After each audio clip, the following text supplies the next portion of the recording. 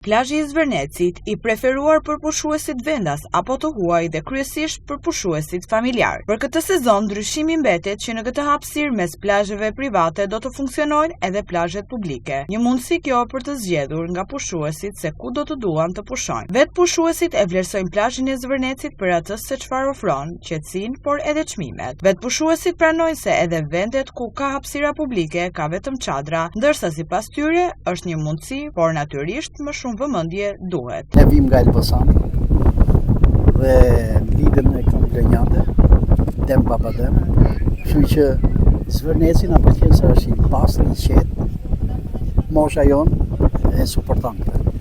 Vini çdo vit këtu? Pothuajse çdo vit. Si janë çmimet? Mirë janë.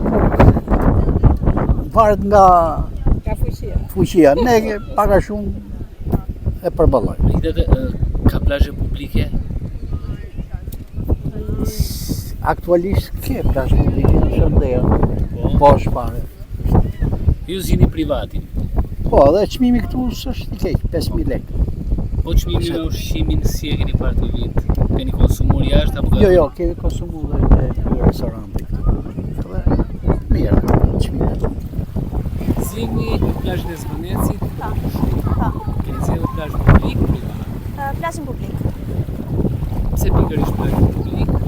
Në fakt ne kemi një organizim të zënës dhe menduam si më të favorshëm plazhin publik për shumë arsye, kuptohet, por menduam edhe pse mos ta shfrytëzojmë përderisa është plazh publik.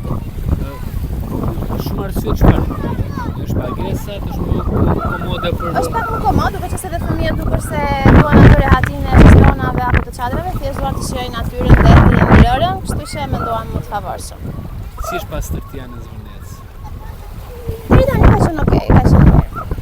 Po çmimet paga shumë? Të them të drejtën, çmimet normale më janë dukur deri tani, për aq sa kam konsumuar apo për aq sa kam shpenzuar. Plazhi i Zvërnecit mbetet gjithsesi një nga të preferuarit, duke u cilësuar nga pushuesit si ideal për familjarët dhe për çmimet e favorshme.